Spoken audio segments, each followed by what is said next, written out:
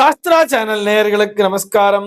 அனுதினம் ஆனந்தம் நிகழ்ச்சியில் உங்கள் அனைவரையும் சந்திப்பதில் மிக்க மகிழ்ச்சி.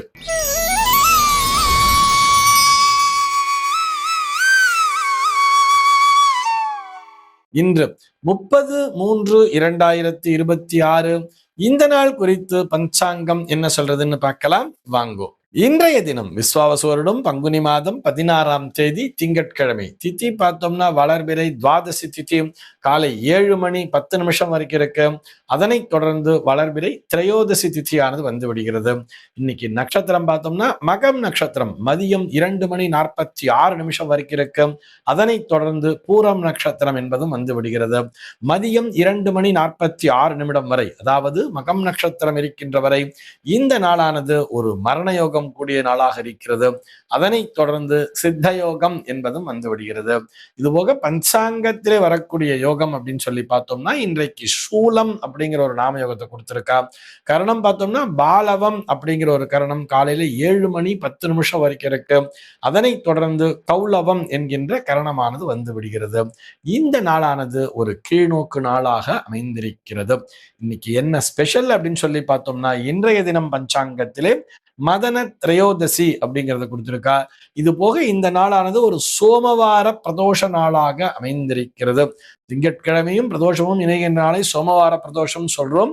சனி பிரதோஷம் எந்த அளவுக்கு நம்ம முக்கியத்துவம் தரமோ அதை விட ஒருபடி அதிகப்படியான முக்கியத்துவத்தை இந்த சோமவார பிரதோஷத்திற்கு கொடுக்க வேண்டும். ஆக இந்த நாளிலே எல்லோரும் குடும்பத்தோடு சென்று இறைவனை வழிபடும் பொழுது இந்த குடும்பத்திலே ஒற்றுமை, மன மகிழ்ச்சி, மன நிம்மதி என்பது என்றென்றும் நிறைந்திருக்கும். இது போக இந்த நாளானது பார்க்கடலிலே இந்த துளசி ஜனன நாளாகவும் பார்க்கப்படுகிறது. சென்னையை பொறுத்தவரை இன்றைய தினத்தினுடைய சூரிய உதயம் என்பது காலை 6:10 சூரிய அஸ்தமனம் என்பது மாலை 6:16 சந்திர உதயம் என்பது மாலை 4:09 சந்திர அஸ்தமனம் என்பது நாளைய தினம் அதிகாலை 4:46 சம்பவிக்கிறது. பிரம்ம முகூர்த்தம் பார்த்தோம்னா நாளைய தினம் அதிகாலை 4:34 முதல் காலை 6:09 வரையில் நீடித்திருக்கிறது. சென்னையை பொறுத்தவரை இன்றைய தினத்தினுடைய ராகு காலம் என்பது காலை 7:40 முதல் 9:11 வரையிலும், யமகண்டம் என்பது பகல் 10:42 முதல் மதியம் 12:13 வரையிலும், குளிகை காலம் என்பது மதியம் 1:44 முதல் 3:15 வரையிலும் சம்பவிக்கிறது. தினாந்தம் பார்த்தோம்னா இன்றைய தினம் இரவு 1:42 கொடுத்திருக்கா. சூலம் பார்த்தோம்னா இன்றைக்கு கிழக்கே சூலம் காலை 9:23 வரையில் அந்த சூல தோஷம் என்பது உண்டு. அதற்குரிய பரிகாரமாக தயிர் அருந்திவிட்டு கிழக்கு திசையை நோக்கி பயணிக்கலாம் அப்படிங்கிறதையும் சொல்லி இருக்கா. இன்றைய தினத்தினுடைய ஆன்மீக தகவலாக, இதை ஆன்மீக தகவல் அப்படின்னு சொல்றதை விட ஒரு ஜோதிட தகவலாகவும் பார்க்கலாம். உமாராணி அப்படிங்கிற ஒரு நேயர் கேள்வி கேட்டிருக்கார். அவருடைய கேள்வி என்னன்னு சொல்லி பார்த்தோம்னா, ஞாபக சக்தியை அதிகரிக்க என்ன செய்ய வேண்டும்?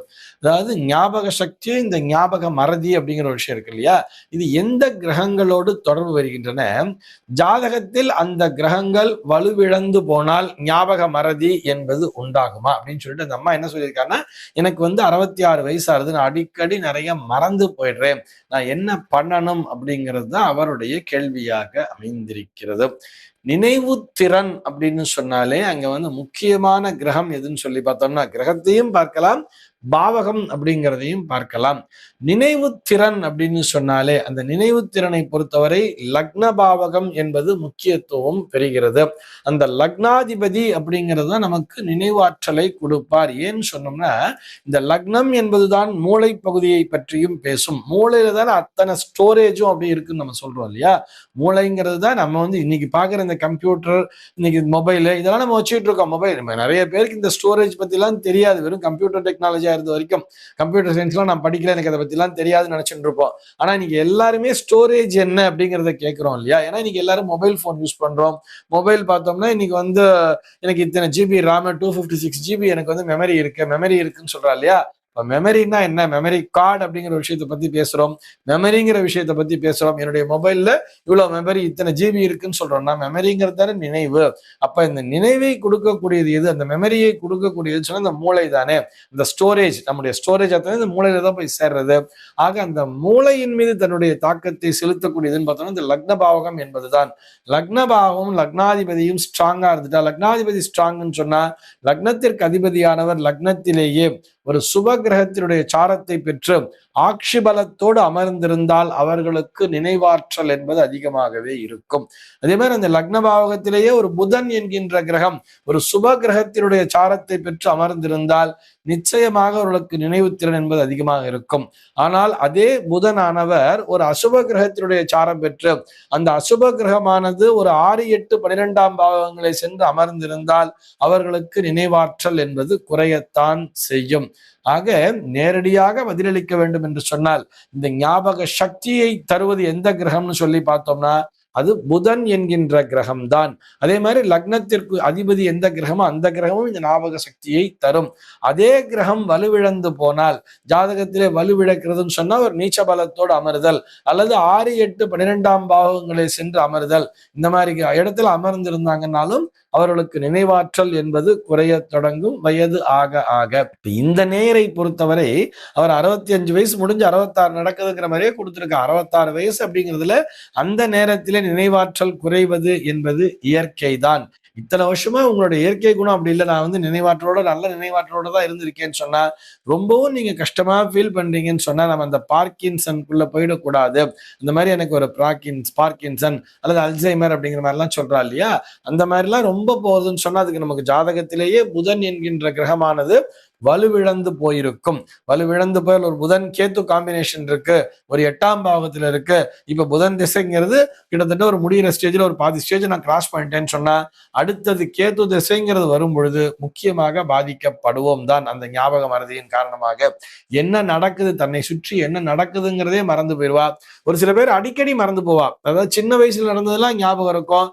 இப்ப முந்தா நாள் பார்த்திருப்பா ஒருத்தரை, அவரோட நல்லா பேசிட்டும் வந்திருப்பா, இன்னைக்கு அவர் வீட்டுக்கு வந்தா சுத்தமா மறந்து போயிருப்பா.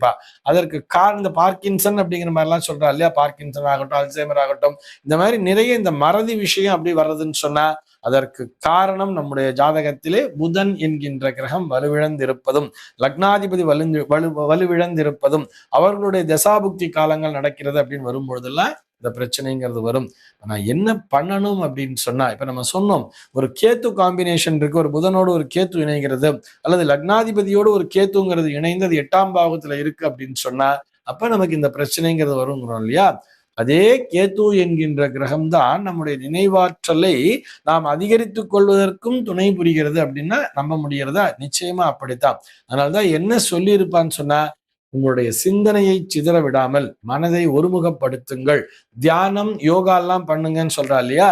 இந்த தியானம் யோகா அப்படிங்கிறத கொடுக்கக்கூடியது எதுன்னு சொல்லி பார்த்தோம்னா அதுவும் கேத்து என்கின்ற கிரகம் தான்.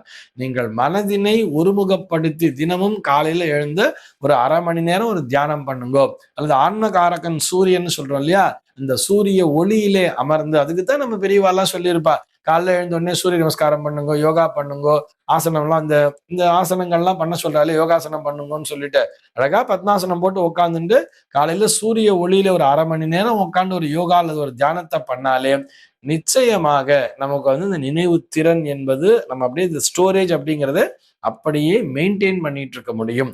அந்த பெரிய பெரிய அரசியல் தலைவர்கள்லாம் பார்த்தோம்னா ரொம்ப ஏஜ்டு பர்சனா இருந்தா கூட மிகவும் வயது முதிர்ந்தவர்கள் தான் நம்முடைய நாட்டையே ஆண்டு கொண்டிருக்கிறார்கள். நம்ம வந்து இன்னைக்கு நேத்து இல்ல, ரொம்ப வருஷமாவே பார்த்துட்டு இருக்கலாம்.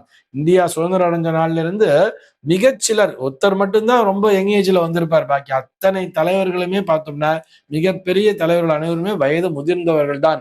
ஆனால் அவருடைய நினைவாற்றல் என்பது அபரிமிதமாகவே இருந்திருக்கிறதுன்னு சொன்னா டெய்லி இந்த பிராக்டிஸ பண்ணிட்டே இருந்திருப்பா.